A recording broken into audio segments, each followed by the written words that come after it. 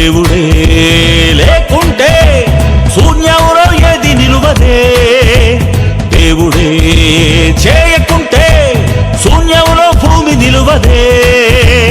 ఆధారం ఆ దేవుడే, చేసింది తన మాటే, అన్నిటినీ చేసింది దేవుడే. ఈ మనుషులంతా దేవునికి పిల్లలే. దేవుడే లేకుంటే శూన్యంలో